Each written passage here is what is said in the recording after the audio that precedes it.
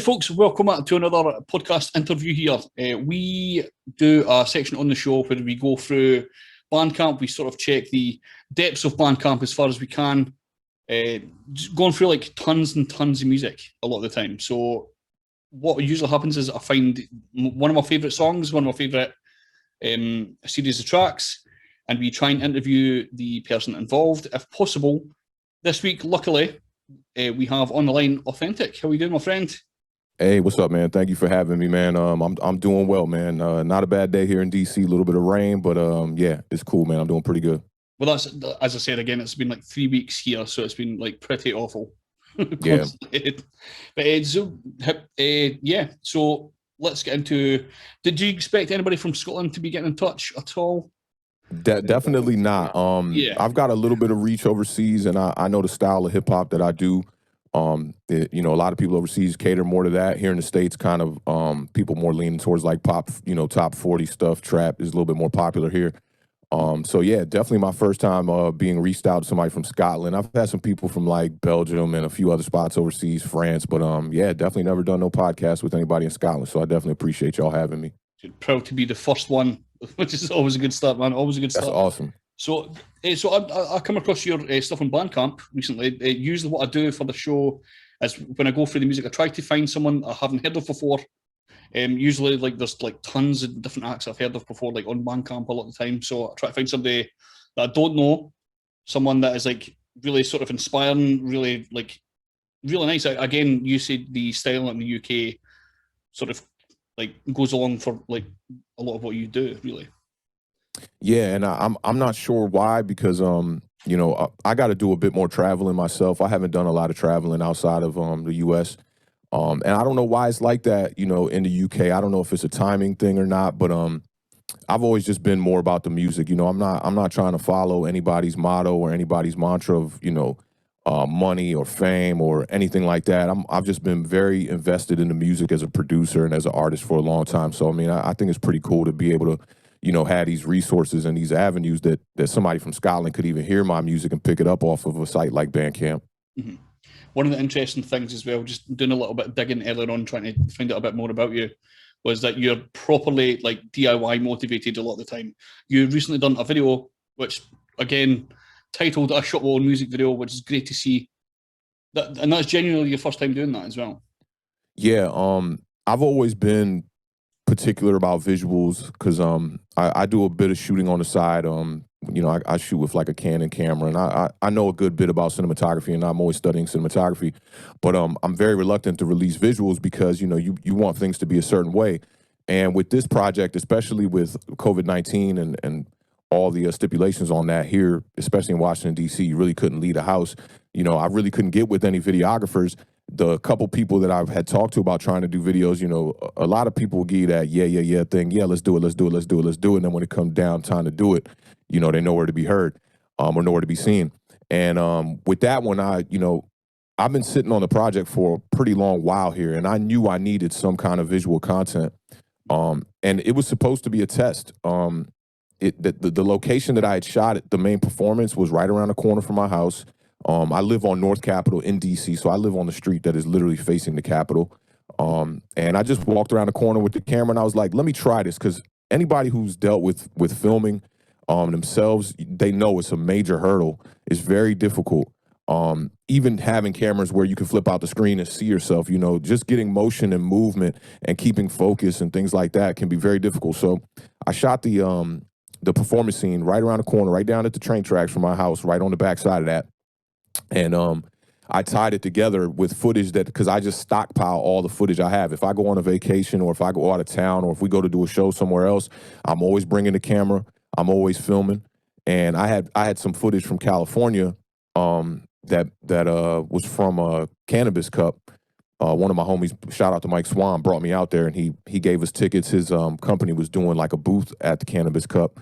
And the colors just kind of matched. I was like, oh, this kind of matches. I had a graffiti backdrop there, and when we were in LA, it had those bright kind of colors.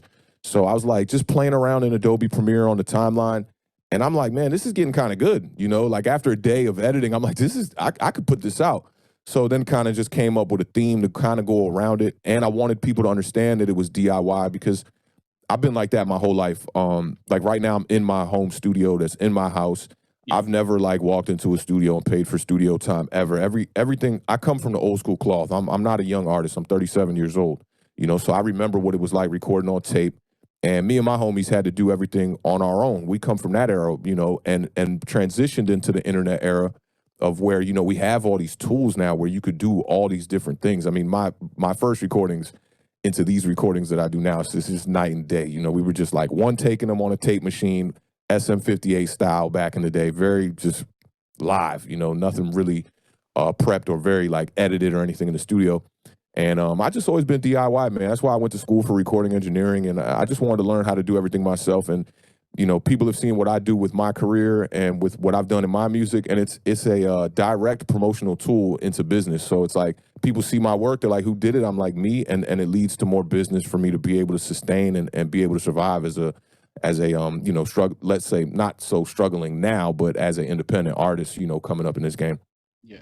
One of the interesting things about the video to watch is there's a little bit of a storyline going through it as well. Like there's some like sort of some text parts coming up, and there's also a part where you mentioned that you had a tripod sitting, but you also actually tried to add some motion as well, which shows you were thinking of that beforehand.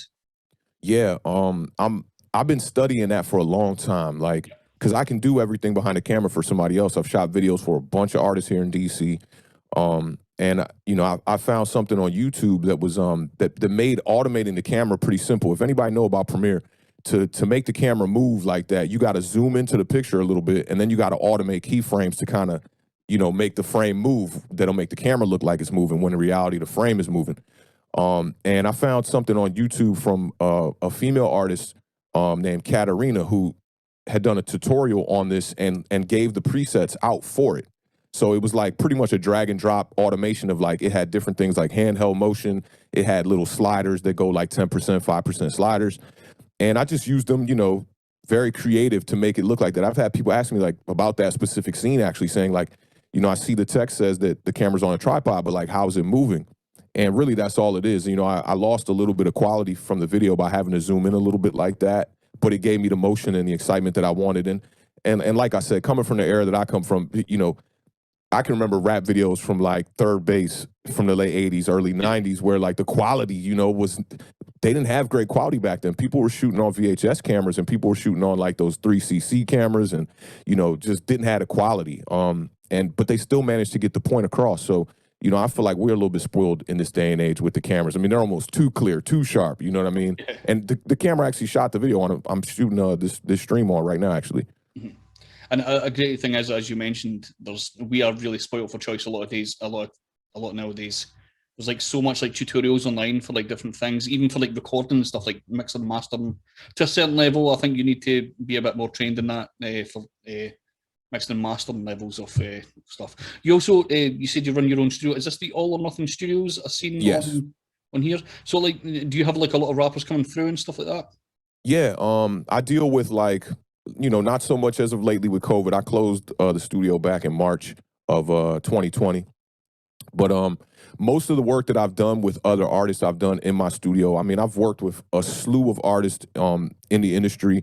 Most recently, actually, I recorded the verse for Let Go of My Hand for J. Cole that's on his new album. Okay. When he was in DC on tour, I was in a session with Boz, one of his artists, and Boz was it was late at night. Boz was kind of just like, you know, ready to call it a night, and Cole popped up and was like, "Awthentik, you want to work?" I'm like, "Totally," you know. So we did 10 hours. This was like almost 2 years ago, and the record just came out, which is amazing for me. But yeah, I mean, I've worked with tons of artists in my studio. I've done tons of mixes in my studio. I did the theme for Spider-Man Enter the Spideyverse. The main theme for that movie was recorded in my basement. The artist is Chaz French, who's like my brother, man. He's another great artist from the DMV area. So yeah, man, I pride myself in exactly what you was talking about. Like my daily routine, I'm waking up and looking at YouTube, looking at mastering tutorials. Even though I'm a certified engineer, I'm certified by Avid.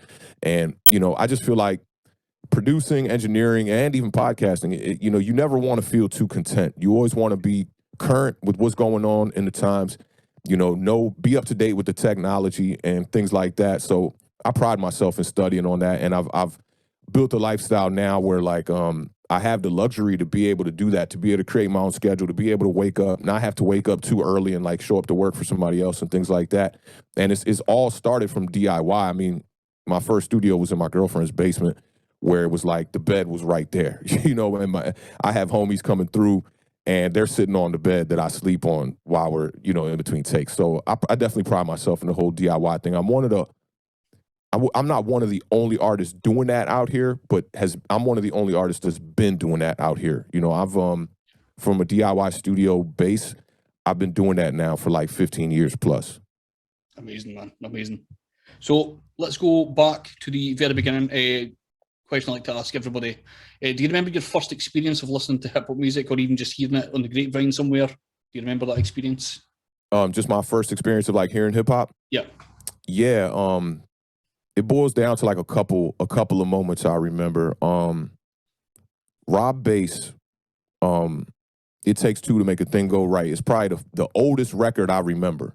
Yeah. And I have an older brother who's 5 years older than me, so I was fortunate enough to have, you know, him leak music down the pipeline to me that, you know, maybe somebody my age wouldn't have got. But Rob Bass is definitely the beginning of it. And a lot of NWA in the early 90s. When I was a kid, I was like, in the early 90s, I'm like 8 years old when the 90s enter. So I was listening to a lot of that stuff with my brother. I remember when MC Ren dropped his album from NWA. I remember Ice Cube going solo. All of that was very prominent for me as a kid. But I'm not one of those kids that was like born into music and I was rapping like when I was a kid and all that. I went back and I studied the game. And I think Tupac had a lot to do with that, with me going back. I can remember writing down the lyrics to I Ain't Mad at You and recording it from the radio and just repeating the tape a bunch of times just so I could remember the lyrics. That's probably the first time I like dove into somebody's lyrics. And when I was a little bit older, like around the time when I studied at this school called Omega here in Maryland, actually. It's right outside of D.C. And during that time, I was listening to like a lot of Jay Dilla. And I was listening to a lot of Jay Dilla, like there was just so many beat tapes that Jay Dilla had that it was like I wasn't a fan of everything he was putting out, but I was a fan of the workflow and just the style of the sound. I'm like, this is very different. So when I studied Dilla, you know, and the whole story of Dilla creating music, you know, all the way to the point of his death, you know, Donuts being pretty much released from his deathbed and just that whole style. I was going through a lot in my life at the time when my mom had cancer at the time and I was losing my mom at the time. And it just related. And it was just a way for me to get back into hip hop and to study it. This is like probably now like early 2000. And I just went back and when I did that with Dilla, it kind of gave me like a recipe of like how to go back and study artists. And I started looking at hip hop as more of like, you know, in the eye of like a historian kind of, you know, and I felt that culture was so prominent to me because the way I dressed, the way I talked, all of that came from hip hop, you know, whether I was an artist at the time or not. But that all really made me go back and kind of, even though I appreciated hip hop as a youngin', that really made me go back and double dip now and see, oh, is there any artists that I missed, you know, because I was a Tribe Called Quest fan as a kid in the 90s, but like I had to go back and really, really study it. And a little bit after that, I kind of started working with some of these artists. You know, I worked with the J Dilla Foundation and Ma Dukes, J Dilla's mom. I did shows with Phife. I did shows with all the other members in Slum Village, Black Milk, Elzai. You know, I was doing a little bit of touring with those artists too. So like that, it just kind of opened up my hip hop palette a little bit more. And you know, I started to pride myself more on originality more than like just like what they put in front of me. Because in America, you could like not go looking for music ever, you know, and they'll just like kind of the promotion and the marketing will get to you no matter what. Because like I'm not a fan of trap music like that. But I'm always hip to what's happening in trap music here in the States. I'm not a fan of pop music like that, but I'm always hip to what's going on with it because it's almost like force fed to the audience. It's like you don't really got to go find it. And, you know, some of my earliest hip hop moments, I could take it back to even high school. Like I remember when my homie first got his license, we went driving in his car and he had 2 albums at the time. He had the New Juvenile, I forget, it was like 400 Degrees, or whatever that album was called. And he had the Most Def Black on Both Sides album. And we listened to both of them and he was kind of like, the Most Def's kind of boring. I'm like, man, give me that. And that's like my first moment. If you don't like that CD, I'll take the fucking CD. yeah. That, to me, that that's probably one of the first albums that hit me that way, because I felt like I was an adult at that time. I was becoming an adult at like 17 years old. I'm like, okay, now I'm becoming a man. And Black on Both Sides just spoke to me. I mean, the way that the hip hop, the way it starts, that song, the way it just starts, Speech is my hammer, bang the world into shape, then let it fall. I'm like, this is for me. I knew that was for me right away. And I got inspired by the whole Raucous Records movement, the whole underground movement in America, with artists like Talib Kweli and Dilated Peoples, and like, let me think of cats, Charlie Tuna and Jurassic 5, Alchemist, and just artists that like you had to go digging for them, ASAP Rock, and just everybody in that raucous movement. LP was in that movement from Run the Jewels. Now he was with Company Flow at the time, and I became like an advocate for that. Like, sometimes I wouldn't even like the song. I just like the movement. I just like how they was against what was going on that was being force-fed to everybody. So I think that, the earliest moments kind of go back to like Rob Bass in the early 90s and NWA and Pac and Nas and all that. But like for me as an artist, it was that movement in the late 90s, like 1998 with Black Star and especially Mos Def and Kweli, man. And I've always been a Jay-Z fan. I always thought it was dope how he kind of teetered, like, he was commercial in a way, but he was giving you gems and lyrics and stuff like that. But more on the underground tip. I was definitely like inspired by that. Definitely, man, definitely. I want to ask as well, what's the hip hop scene like in DC? It's morphed and it's changed, through time, and I've seen a lot of different movements. So here in DC, the most prominent music here is a form of live music called go-go. I don't know if you're familiar with that, but it's very percussion heavy. It's led by the drummer. Excuse me, and it's led by the drummer, and it's led by an instrument, rotor toms and congos and timbales. So it's very percussive heavy. It almost sounds sonically like African music a little bit. A lot of banging and a lot of percussion just banging. Very loud, very energetic, very chant-like.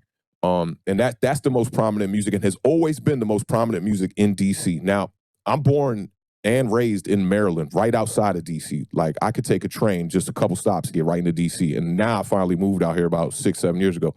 But everybody here in DC is very cultured to go-go. So as far as like hip-hop and lyrical and MCing, when I was first coming up as an artist, there was no one out here really doing that. There was only a couple of artists I can remember at that time.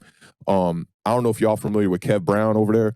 Yeah. But the Low Budget Crew with Odyssey, Kev Brown, Camber, Cy Young, Roddy Rod, they were managed by Peter Rosenberg, who now does Hot 97 Radio. Peter Rosenberg is from my neighborhood in Maryland.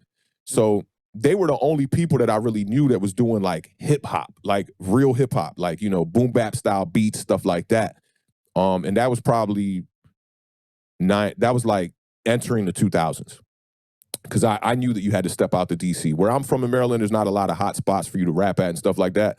So if you wanted to be seen, you had to go out to DC about 30 minutes. And so I started coming into DC at that time. The scene at that time was pretty much non-existent. There was 2 open mics that I remember that really sparked off the hip hop scene in DC. One was called one was at this spot called the Kaffa House. And one was at this other spot called Bohemian Caverns that legendary artists had been through there during civil rights and post-civil rights. A lot of artists like Marvin Gaye, Ella Fitzgerald, all these DC famous R&B soul singers had performed there. They turned it to a hip-hop spot. It was like really swampy. And my homies Godzilla, they're also a rap group. They were the head of that open mic. And that, you started to see a scene evolve in the 2000s. A lot of artists started coming out. You started seeing Odyssey get buzz. My homie Uptown XO started getting buzz. Wale starts to come out around 06, 07, I believe. He starts getting buzz from these open mics that were happening and stuff like that. His deal is directly correlated from that. So was Fat Trail. And we had a movement of artists out here. So it was, the scene was funded and supported by the artists. So when you would perform at a show or perform at open mic, everybody in the crowd was rappers, singers, DJs, producers, photographers, videographers. Our scene was literally developed by the people who were curating the content for the scene at the time. Now, I think when artists from DC started getting labels or started getting deals from labels, the scene kind of took a hit from that because we all relied on each other. The scene was the backbone. But then when artists started getting deals, now people were trying to kind of skip that step, which I think is a smart move in a way because you don't want to just be like doing unnecessary work.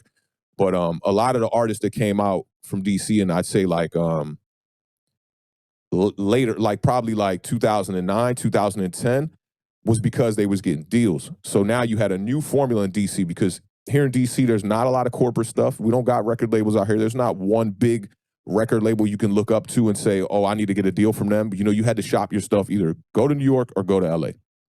And I saw a lot of artists having success with that. Shy Glizzy was one of them, Wale, Tabby Bonet, trying to think who else, and more currently, Chaz French signed with Motown. What's the shorty's name? I can't remember her name right now. Rico Nasty ended up getting a deal. So you start to see a lot of artists get deals out of DC, and the scene took a hit. So today in DC, there really isn't a hip hop scene. There's not a spot where you could go, and I'm only speaking like pre-COVID, what I saw. There's entities and organizations that are still trying to support local art and local music and artists and hip hop and stuff like that.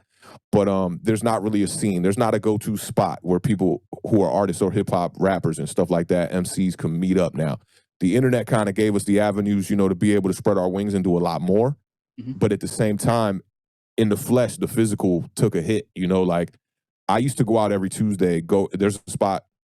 It's about a 8-block radius. It's called U Street. They call it the Black Broadway out here in DC. I used to just be able to just go out there on any given day, any night.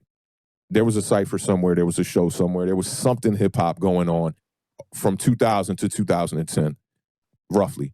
And then from 2010 to now, you really don't have that. Artists have built big platforms where we can do shows at big spots, selling out venues that have 1,000 people in them. But as far as like a scene, I think competition and just the avenues and the resources that artists have now with the internet, the scene kind of took a hit, and a lot of people are looking more for that, the lane to maybe go viral or, be a smash on the internet with a single. Albums kind of lost their steam. People ain't really selling CDs out the trunk no more, so you really don't gotta remain outside anymore. You can do a lot of the promotion from just your laptop and whatnot, which is what I'm doing with this album now. Are you guys able to get back gigging yet and stuff? How's the just a couple of gigs so far. DC just lifted the whole, like, you can't go outside with the mask and all that stuff. So that got lifted. And now you're starting to see people going out a little bit more. The vaccinations have hit out here and whatnot. So you're starting to see a little bit of stuff, but not at crowded venues like that yet. I've been to just one function that was outdoors pretty much, but artists haven't really got their feet wet again as far as doing shows again. Yeah. How was your first gig out of lockdown? How was that for you? Say that one more time. I'm sorry. How was your first gig out of lockdown? My first off what lockdown? I'm sorry, I can't understand. First gig. Oh, my first gig? Yeah. Oh, it was all right. You mean the one that I went to just check out? Yeah.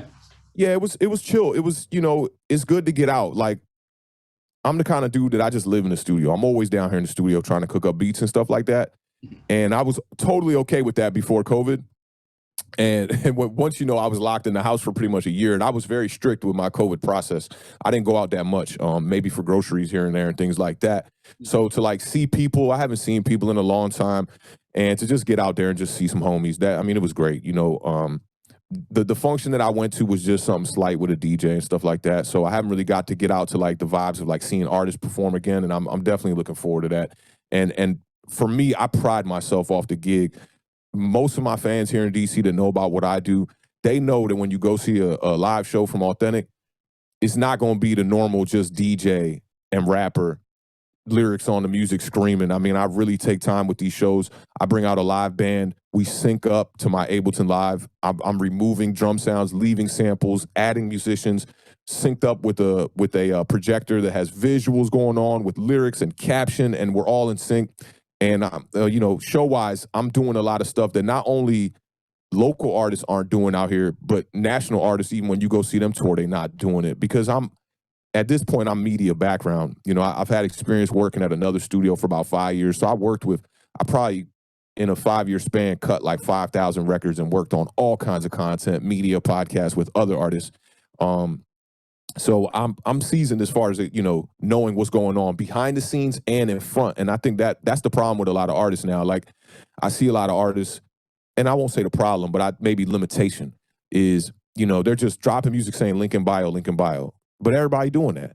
And with the capabilities that we have now with YouTube and being able to stream and go live, when COVID hit, you could see that artists didn't know what to do. Artists were the one group of people that were like, I don't know how to do this virtual thing. You know, like, how do I get a fan invested in a virtual concert? And a year went by and I didn't see one artist do a really, really cool virtual show, you know, and it made me stay away from it a little bit, even though I was like kind of creating and cooking up the album during that time. I really wanted to dive into that space of like virtual concerts because I do think that there's a lane for that, and there's revenue to be made from that. You know, and I saw that directly with the YouTube channel that I do, because I do a podcast about American football over here. And like, it just boomed. Within a year, I'm like, I got 2,000 subscribers on the channel. These people are more than willing to donate to the channel and support the channel. And it just had me looking at myself as an artist and looking at artists from my area. Like, why are we not tapping into that? Why are we still trying to get people to stream music on iTunes and things like that? When in reality, that stuff don't pay artists well. You know, you could get 1 million streams in a week here as an artist, and it's not going to really do too much for you. But if you got 1,000 subscribers, just 1,000 subscribers on a YouTube channel, you could do more with that. You know, and the artists, and the fans will be able to get more of an insight into what you do, and you can really share what you do. Whereas like the internet's a gift and a curse. You know, it's like, it's beautiful to have these avenues where I could literally just make the album here, push button and say, go get it. It's on iTunes. But at the same time, it kind of makes artists a little bit lazy, you know, and we get accustomed to those ways, and we get stuck in that, you know, and then we're pedaling. You got to be able to zoom out. I was looking at an interview with Pharrell on Drink Champs just last night, like in the morning, throughout the morning. Like, I was up super late, and he was saying like, it's super important to just zoom out. Like, we're so zoomed in as an artist, you know, we're like, oh, the beat's got to be dope and the kick got to be right. I'm sitting here trying to tweak a snare for an hour, you know. But sometimes you got to just zoom out and see, like, what are people getting, you know, like, and I had to do that with this project too. Like, these mixes for this, because I'm an engineer, so like mixing myself is very difficult. You want that thing perfect. And I'm sitting there like 40 passes into the mix on one song that's 3 minutes. I had to zoom out and just be like, yo, when they hear this, they're not going to hear the little bit of sibilance on the top end of the vocal that I feel like I can't get out. Just put it out, you know, like, we'll work on the next album and see if we can make that one better. You can't just sit on music for too long. And I think these resources kind of make us nitpick a little bit too much. Definitely, man, definitely. So let's end on this. What do you have sort of upcoming for the rest of the year? You have plans for the rest of the year? So for the rest of this year, I'm dropping a lot more content, a lot more visual stuff. I got 2 more visuals on the way. I got a short film that I leaked a little bit of it when I was talking about how the album cover was created. I leaked a short story that's kind of a part of the documentary that I'm doing. It's like a short film / documentary. I want to give people like that kind of insight into my work. I'm looking forward to getting back gigging, you know. And this album is like, I put it out because I know that when you put out music, more opportunity will come to you from the music that you put out. So I had all these elaborate plans with the music and stuff like that of what I wanted to do and how I wanted to have the rollout be. But I was like, you know what? Like, the people deserve an album from me that support me and that have been listening to me throughout the years. You know, my last project was in 2018, and Bandcamp featured that album. So like, before I get off here, I just want to send like a super, super shout out to Bandcamp, because that is one of the main reasons why I dropped the album, is the way that they support artists and give you full revenue. You know, and also DistroKid is a distributor. You know, even though the Apple Music and Spotify don't pay artists that well, DistroKid does a good job of it. They give you full sales. So I encourage people, if you want to support artists, don't just stream their music. Go pay for it and download it. That's a more easier way to support an artist, because that $110 that you pay for that album is going to support an artist so much more than you playing that album 500 times. Those streaming numbers are not going to add up. So big shout out to Bandcamp, and big shout out to my homie Marcus J. Moore, who's a writer from DC, who told me, he said, you should just drop it. This Bandcamp does this thing called Bandcamp Fridays, where they completely waive their revenue, if you're familiar with that. And he was like this, he was a writer for Bandcamp, and a direct reason why they featured my last album as one of the top 10 albums to drop that January of 2018. And he was like, this might be the last Bandcamp Friday that they do. You should probably just take advantage of it. And all my projects have dropped first on Bandcamp, and then they come out on digital platforms. And he encouraged me to do that. So just big shout out to Marcus J. Moore and big shout out to Bandcamp for supporting artists out here. We need more platforms like that. And I see they're doing things with merch and with visuals and things like that too. But we need a visual platform like that if it's not going to be YouTube for artists, because I think when artists think about YouTube, they think, you know, Gangnam Style, like I'm going to make a viral music video on YouTube. But within YouTube, there's these little crevices and little cracks of communities, niche communities that support everything. If you make boom bap beats, or if you're an engineer, or if you're a producer, or if you're a podcaster, or if you like football, basketball, whatever, you like gardening. My homie Tim, who's one of my biggest supporters, my brother pretty much, has a channel where he just antique collects.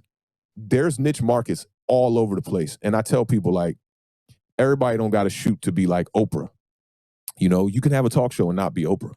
You know, so you know, exhaust these resources and avenues is very important. And you can survive as an artist. I've been doing it now for 7 years. I haven't worked for another studio or another person in 7 years. And I attribute that to a lot of these platforms that are like Bandcamp that give artists an opportunity. And, you know, they just give you that platform to be able to exhaust it. You got to be smart enough to use it and use it properly. And big shout out to them, man. Bandcamp has supported me from my first album. Amazing, man. Well, thanks for that, dude. What we'll do is we'll get into a song. Do you have a song you want to specifically play, or are you okay with me choosing anything? You could choose. You could choose. I'm curious to see what you would choose. I'll tell you what most people been playing is the Funeral Flowers has been the record a lot of people been playing, Here and Gone. People always associate me with like those pain records, you know, like those like kind of like depressed. I call them pain records. It's like you rapping about some pain stuff. But for me, I like the one. I liked All or Nothing was one of my front runners.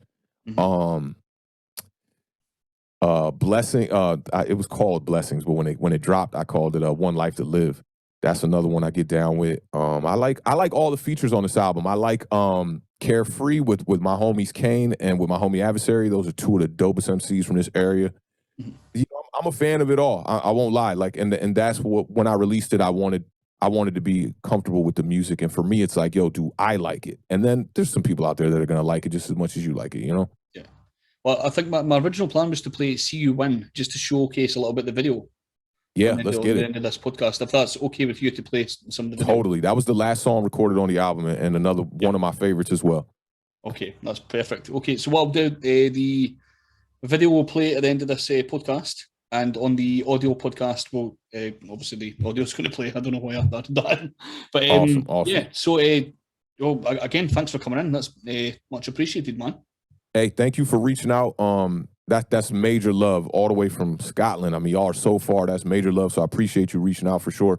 I'll do whatever I can to support your podcast over here. Make sure when we sign off, you send me the link to my email so I can subscribe. And if you ever want to tap in with any other artists from the city, I'm tapped in with I've worked with all these artists out here in DC. So if you ever want to tap in with anybody else you hear, just let me know, man. And again, I definitely appreciate you having me.